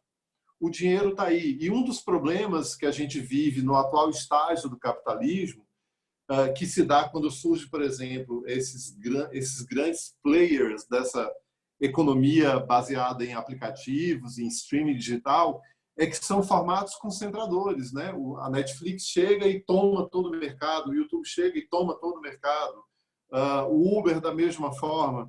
Então, existem problemas da macroeconomia que também nos impactam, que de alguma forma lançam novas dificuldades e desafios para o campo da produção cultural, que é como é que a gente vai lidar com esses condicionantes, né? Onde o acesso aos recursos está extremamente concentrado. O Brasil, por exemplo, cometeu um erro terrível do seu sistema financeiro, que foi permitir a concentração de toda a movimentação, toda a operação bancária do país em 5 bancos.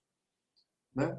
Infelizmente, um erro da condução da política econômica dos governos Lula e Dilma permitiu que, de vários bancos que a gente tinha, hoje a gente basicamente está na mão de 5 instituições.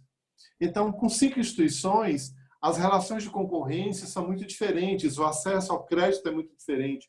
Hoje, se eu resolvo empreender, por exemplo, como produtor cultural, e vou bater na porta de um banco em busca de uma linha de crédito, eu vou encontrar enorme dificuldade, porque as instituições concentradas como elas estão adotando linhas de análise de risco que são muito rigorosas para quem não tem aqueles ativos que normalmente é da ortodoxia do pensamento capitalista exigir. Assim, o produtor quer um empréstimo, ok, mas ele vai dar o quê? Ele vai hipotecar a casa? Ele vai colocar o carro para ficar, enfim, preso numa fiduciária? Você, né? Enfim, são questões que atravessam essa realidade, que se tornam especialmente desafiadoras. Voltando aqui para o chat, teve uma questão colocada por Kaique. Não, aliás, não, foi Kaique.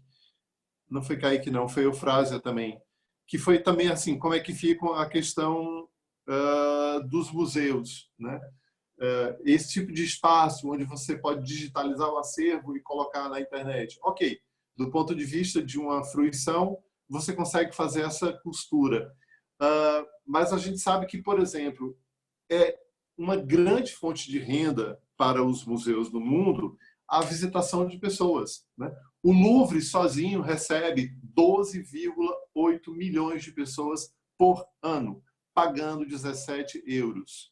E isso é uma fortuna de centenas de milhões de euros que entram no cofre da instituição Museu do Louvre e que a pandemia vem e destrói, né, esse formato econômico. Então, como é que as coisas vão ficar?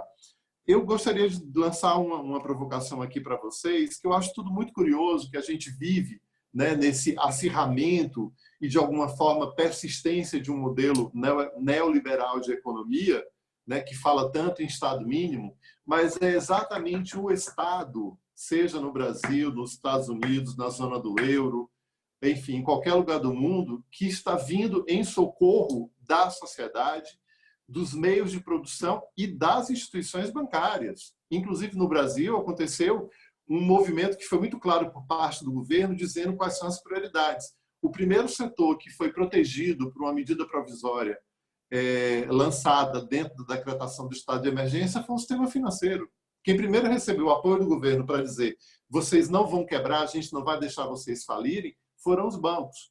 Depois que veio a decretação aí dessa esmola do governo, né? E aí está até hoje, né, a questão aí dos estados, né, passando aí por querelas políticas para definir qual será o tamanho do apoio. Os patrões também já tiveram essas medidas que permite a questão do pagamento da folha, o governo dá uma parte do dinheiro, enfim. Mas é muito curioso que a gente viva num mundo onde se fala, entre aspas, tão mal do Estado, mas na hora que o problema aparece, é o Estado, ou seja, é o conjunto das riquezas que a sociedade produz que vem em socorro. Será se a gente vai ter, com essa cultura brasileira, que é tão apegada a um modelo de matriz econômica neoliberal, será se a gente vai ter o Estado nos ajudando nos nossos próximos 2, 3 anos a reorganizar o campo da produção cultural? Essa é uma indagação que eu coloco. E eu coloco porque eu, particularmente, acho pouco provável. Se a gente considerar a história recente do protagonismo estatal brasileiro no fomento e no financiamento, né, a gente, de 2016 para cá, teve uma verdadeira fuga de recursos estatais da cultura no campo da produção cultural. Mas fica aí a pergunta para vocês dois. Como é que vocês imaginam essa situação?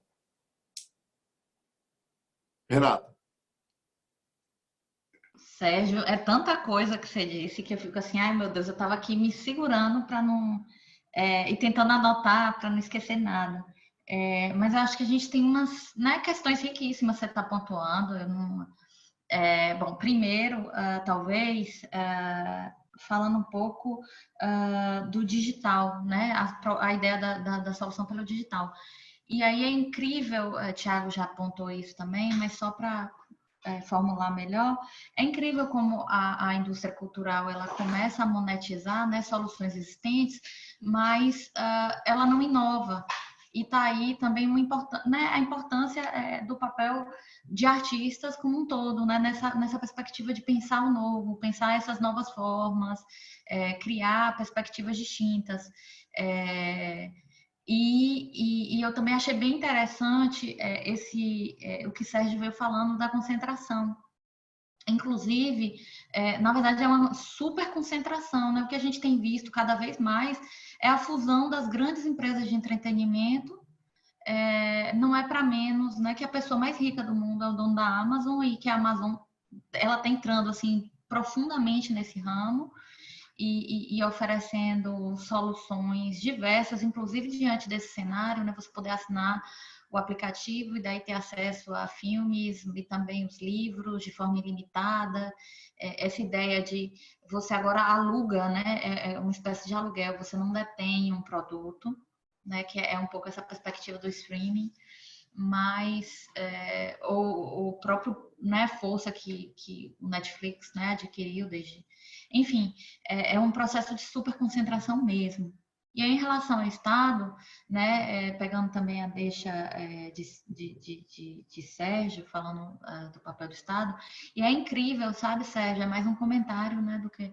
É incrível como se conseguiu estabelecer no Brasil uma narrativa, e eu acho que a gente, como profissional do campo da cultura, seja artista, seja pesquisador, os estudantes de produção cultural que estão aí, é incrível como se conseguiu estabelecer uma narrativa no Brasil de ser negativo o apoio estatal para o campo da cultura. Isso em especial a partir da Lei Rouanet, que tem diversos problemas, assim, que aí não dá nem para a gente entrar neles aqui, porque senão 3 dias, vai para 3 dias de live. Mas, embora a Lei Rouanet seja extremamente problemática, ela foi utilizada para criar uma narrativa contra os artistas, né, contra o campo cultural de forma mais geral, e uma ideia de que esse campo não deve receber apoio estatal. E aí, vários setores da economia têm subsídios diversos. Por exemplo, agricultura, eu não sei se você sabe, mas uma pessoa que tem uma fazenda, ela consegue 30% de desconto para comprar um carro utilitário. Ou seja, se a pessoa quiser comprar um SUV, né, um desse grandão e ela tem uma fazenda, basta ela comprovar que ela tem uma fazenda, ela paga 30% menos de imposto. Eu nunca vi ninguém questionar esse subsídio. E ele é muito maior. Pense aí, o quanto que a gente tem que ralar para conseguir esse descontinho, né, Sérgio? Não, imagine se Tiago for solicitar esse desconto de 30% para ter um carro maior para carregar os instrumentos musicais da banda quando ele for fazer um show. Pois Óbvio é, que já... ele vai dizer, isso é fútil, isso não é importante, isso não interessa. Exatamente. Então, assim, percebam que é uma narrativa que nos prejudica absolutamente. Volto a dizer, a gente tem que ser crítico, mas tem que ser crítico com o que precisa, o que necessita de crítica. E se o Estado apoia, por exemplo, recentemente, inclusive, aí até ultrapassando o campo da cultura, eu comecei a discutir com uma pessoa que defendia o corte do salário de servidores. Eu falando, olha, nem Paulo Guedes está defendendo isso mais. Porque o que vai gerar em termos de economia é muito pouco. Se a gente pensa, por exemplo, numa pequena taxação de grandes fortunas, isso geraria... E a pessoa começou a questionar que essas pessoas não deviam pagar pela crise, entende? Então, assim, a gente tem que perceber também, às vezes, como a gente se envolve em determinadas narrativas e se deixa e naturaliza, né? Quer dizer, aí me deu vontade de perguntar, tu é bilionária? Só que era uma discussão assim, né? Enfim, em rede social, nem vale a pena. Depois eu falei, ó, deixa eu sair daqui, por que não? Mas assim, a gente tem que perceber como a gente às vezes cai nesse tipo de armadilha, que é muito perigosa. Então, assim, o campo cultural precisa do Estado, isso não é negativo. Todos os setores em algum momento precisam, em especial em momentos de crise, e é o que a gente está vendo aí. Não tem setor no Brasil que lucre mais do que banco. Se você pegar, é assintoso que os bancos brasileiros lucraram no ano passado. E eles foram os primeiros a receber apoio, né, Sérgio? Só te interrompendo, Renatinha, e antes de devolver para ti e para Tiago, nesse momento existe um movimento dos artistas cênicos da Bahia, que eles chamam de movimento de crise, e eles estão tentando, junto às 3 instâncias, obter algum tipo de posicionamento, seja do governo do Estado, da Prefeitura ou da União, sobre que medidas podem ser adotadas em relação à questão das demandas do setor cultural. E é muito curioso que uma das provocações que foi feitas contou com a participação de uma pessoa do Ministério Público. E a primeira questão que a pessoa do Ministério Público falou nessa discussão foi que achava que não entendia por que os artistas queriam privilégio. Por que os artistas estavam querendo ter um tratamento privilegiado? Eu só tive acesso a essa discussão depois, e quando eu ouvi, eu fiquei muito indignado, porque, assim, que privilégio o setor das artes e da cultura recebeu? Nunca na história desse país nós chegamos sequer a 1% do orçamento da União. Os incentivos fiscais concedidos via Lei Rouanet, ou Lei Faz Cultura, ou Viva Cultura, no caso do município de Salvador, eles são ínfimos diante das muitas outras formas de incentivo que são dadas a outros setores produtivos. Toda a Lei Rouanet, ao longo desses 20 anos ou mais que ela existe, não chega a fazer cócegas em um ano de incentivo que é dado, por exemplo, à indústria automobilística. O agronegócio, então, nem se fala. Hoje, o agronegócio carrega a economia do país, entre aspas, nas costas. Mas ele carrega como? Recebendo uma verdadeira pleiade de benefícios, de vantagens, de desoneração de folha, de isenção tributária, ou seja, uma série de coisas para tornar o preço do frango, da soja, do milho, da carne, do porco, do minério, do diabo a quatro, atrativo no mercado internacional para disputar esse mercado e obter um fluxo de exportação para o Brasil para injetar dinheiro na nossa economia. Mas já é engraçado que essa mesma estrutura esquece, por exemplo, que o PIB da cultura no mundo passa da ordem de 2 trilhões de dólares. E quem controla essa grande indústria econômica no mundo, que responde por 4,6% da economia do mundo inteiro? Os distribuidores, que por acaso, são grandes corporações de capital norte-americano e com alguma participação de capital inglês. Então, nós temos hoje 7 players no campo da música e 4 grandes players no campo do audiovisual, que distribui esses conteúdos pelo mundo, com a chegada agora, né, mais recentemente, da Amazon, entrando nesse esquema, e esses 2 trilhões de dólares estão, em mais de 80%, controlados nesse lugar. E eu fico me perguntando, será que o produto cultural brasileiro não teria uma posição interessante, economicamente vantajosa, atrativa, se ele fosse colocado nesse mercado, tendo por trás uma estrutura, né, do país, de Estado, de política, para favorecer, para organizar, para permitir que a gente chegasse, né, nessa disputa mercadológica?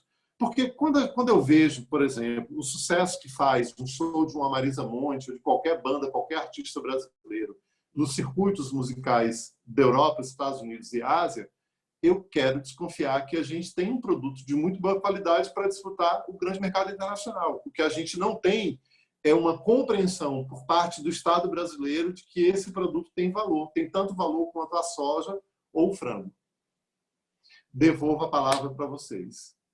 Bom, aí só para concluir, porque também eu estou vendo que já estamos chegando na hora, né?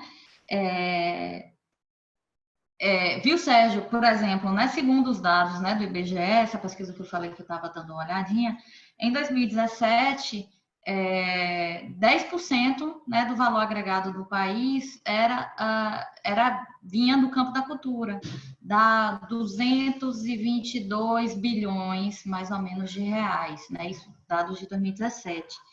E emprega 5,7% né, o setor, isso é dado da PNAD contínua, do país. Né? Então, em geral, é um campo desse montante, poderia ser muito maior se a gente olhar, né, o que o Brasil possui como é que eu posso dizer, né, o insumo cultural do Brasil, né, o que o Brasil poderia, poderia ser muito mais. Dessa parcela, uma parcela muito pequena de artistas, né, desses ocupados, é importante dizer isso. Quando a gente pensa, né, no recurso para arte, você tem o eletricista que cuida do museu, você tem o produtor cultural do teatro, da Faculdade de Teatro da Universidade Federal da Bahia, está todo mundo dentro desse campo aí. Porque às vezes as pessoas, né, ligam muito o campo da cultura ao trabalho do artista. Não só, ele envolve muito mais gente. Um outro dado que eu queria trazer é que a cada R$1 gasto na cultura, ele se torna R$1,6, né? R$1,5 mais ou menos, em função do que ele gera em termos de deslocamento. Foi um dado, acho que, se não me engano, que o Thiago trouxe. E, por fim, em relação ao dado do crédito, aí só para aproveitar para quem não estava aqui antes e fazer uma propaganda de novo da nossa pesquisa, né, dos impactos da economia criativa na economia da cultura, um dado do boletim eu recebi aqui pelo WhatsApp, que acabou de entrar no site, é que, viu, Sérgio, sobre o crédito, é realmente um setor que tem muita dificuldade de conseguir crédito, porque ele exige, né, um capital para poder garantir, em geral, né, as instituições financeiras exigem capital para poder fornecer o crédito, é um campo que tem uma dificuldade em ter esse capital. Então, só para vocês terem ideia, só 15% das pessoas que trabalham no campo da cultura e 32% das organizações, né, dentre os respondentes da pesquisa da economia criativa, conseguiram crédito uma vez na vida. Agora, né, diante da pandemia, foi um dos dados que eles colocaram como possíveis fatores de mitigação, era o acesso ao crédito. Mas vejam como é um campo que tem a dificuldade para ter esse acesso a crédito. Certamente, em outros setores produtivos, você tem um acesso muito maior, né? Sérgio citou o agronegócio, por exemplo, e existem infinitas linhas de crédito para infinitas áreas, né? Ou perspectivas de atuação dentro da cadeia produtiva. E aí eu vou, assim, né? Eu imagino, né, Sérgio, que já vai encerrar, porque eu já vou passar a palavra também para Thiago, então já aproveito para me despedir de vocês, pedir que para quem entrou, que responda a pesquisa, tá lá em cima, né? Jéssica botou o link para mim, que compartilhem, que acessem os boletins dos resultados preliminares, Está muito interessante, está uma delícia participar dessa pesquisa, consultar esses dados em processo. Inclusive, os boletins estão refletindo um pouco esse processo. Agradecer muito por esse diálogo e, bom, Tiago. Pegando já o gancho também para fechamento da minha fala, mas só para completar o que o professor Sérgio falou sobre um pouco a questão do dinheiro que eu coloquei. Não, eu concordo com você. Quando eu falo que o dinheiro é escasso, é precário, do ponto de vista do que está sendo praticado, do que é praticado ao longo dos anos. Assim, né? A gente sempre lidou com esse orçamento muito pequeno para a cultura, né? Então a gente meio que se acostumou, não sei se foi Renata que falou, mas assim, a gente de uma certa forma a gente se acostuma com uma realidade que não era para ser a realidade aceita, né? Mas por uma série de questões a gente vai normalizando isso por exemplo, na minha vida prática sempre foi difícil eu conseguir alugar. Crédito já é uma outra etapa, mas assim, digamos, alugar um imóvel, preciso morar, quero morar num lugar, qualquer lugar. Você não consegue, porque vão lhe pedir comprovante de não sei o quê, de não sei o quê, de não sei o quê, um fiador. Que músico, que artista tem? A maioria não tem. Então você já começa essa questão da dignidade, digamos assim, de você ter os acessos mínimos ao que é direito de todos, né? Eu tinha até notado, legal, porque alguém falou Sérgio falou dos privilégios, né? Que um cara do Ministério da Cultura, do Ministério do Ministério Público, os privilégios. Criou-se essa falsa ilusão, a sensação de que o músico é mimado, não o artista, digamos assim. E pelo contrário, nós somos os que mais, digamos assim, talvez estivéssemos preparados para ver o que encarar o que está acontecendo, porque a gente já vive nessa precariedade, tendo que lidar com, sabe, todo esse tipo de condição adversa, né? Que impacta desde a autoestima da pessoa, que não consegue alugar um lugar, não consegue ter acesso, quanto mais carro, quanto mais esses bens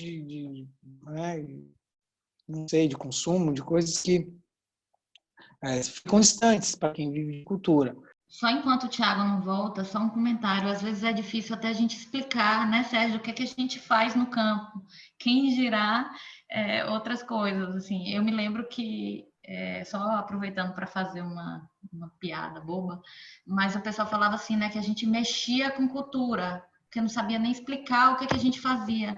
Quem dirá as outras questões aí? Tiago voltou. Então, me ouvem, né? Então, e aí eu acho que, claro, a gente não aprofundou nessa questão, porque eu acho que é um ponto nevrálgico, assim, a questão política, a questão da falta de um...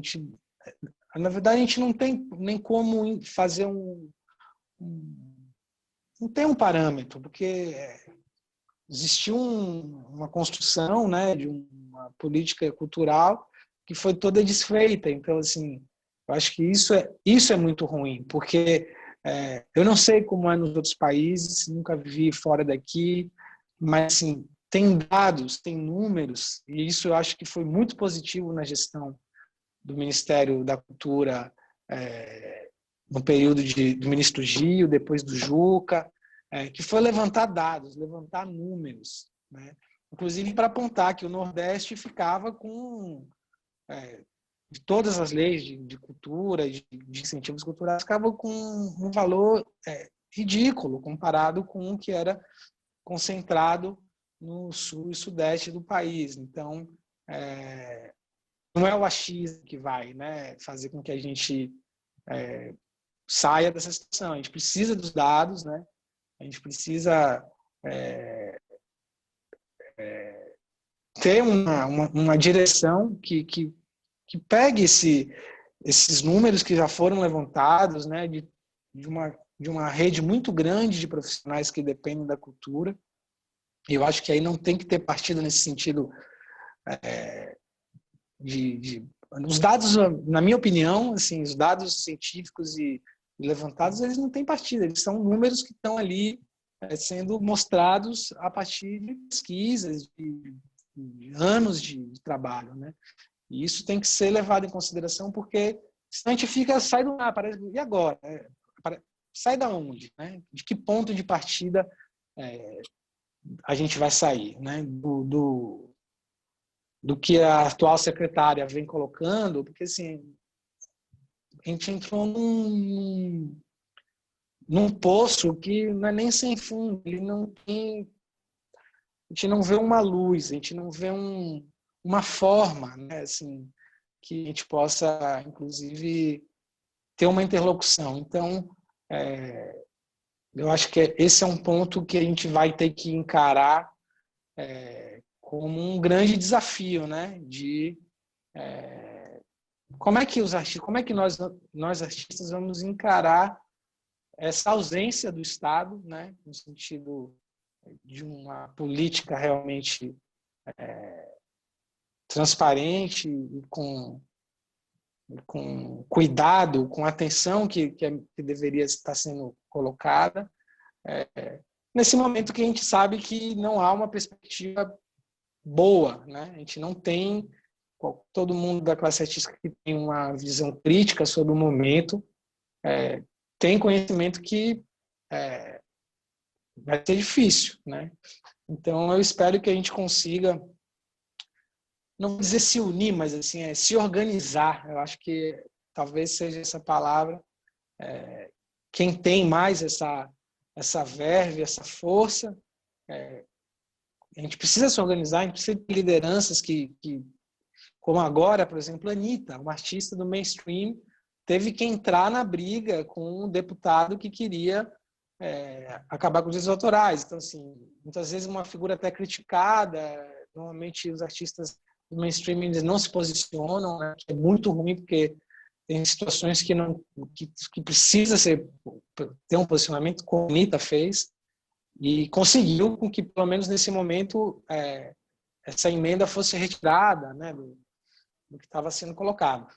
Então, assim, não tem outro jeito, né? Eu acho que a gente falou bastante aqui, mas, assim, vai passar pela política e vai passar por um desafio que a gente não tem ainda noção, né? Então, eu espero que da parte dos dados, dos números, a gente tenha essa continuidade, né? Fico feliz de saber que já está acontecendo. Imagino que várias outras academias vários outros institutos, enfim, pesquisadores estejam cuidando disso. E quem está na linha de frente, digamos assim, na ponta da faca, né? Que são os agentes, seja o hold, o produtor, o técnico, enfim, é uma rede muito grande. Eu vou encerrar. Então, assim, eu acho que a gente precisa, de fato, agora ter um entendimento de organização enquanto sociedade civil, né? Enquanto, eu não sei o nome que se dá, classe artística, não sei. A gente, na verdade, está começando a ter uma organização novamente, né? Para poder cobrar e cadê esse dinheiro, né? Como o Sérgio falou, se a gente for apertar onde está a concentração, o monopólio, a gente sabe que, né, a pirâmide ela é muito clara, né? Os bancos, as grandes corporações, a indústria farmacêutica, enfim, agronegócio, tudo que, de uma certa forma, já tem uma organização muito antiga e um monopólio. Bom, eu queria agradecer a convite e dizer que eu fico feliz de estar participando, espero ter contribuído de algum jeito. Estou no mesmo barco que todo mundo, né? Não tenho ainda a fórmula, mas estou aberto nas minhas redes sociais, quem quiser me seguir, me procurar, trocar uma ideia, seja sobre música ou, enfim, qualquer tipo de diálogo é importante e que a gente saia dessa, né, melhor, mais forte, mais consciente, né, dos nossos direitos Então é isso. Ok, Thiago. Agradeço e... Eu queria, então, fazer o encerramento da nossa live. A gente já está passando aí 2 minutinhos.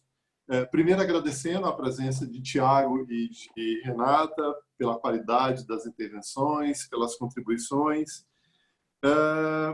e, sobretudo, pela presença de todo mundo que está aí na audiência, seja no Zoom, seja no Facebook, e colocando que a gente segue adiante com as questões, né?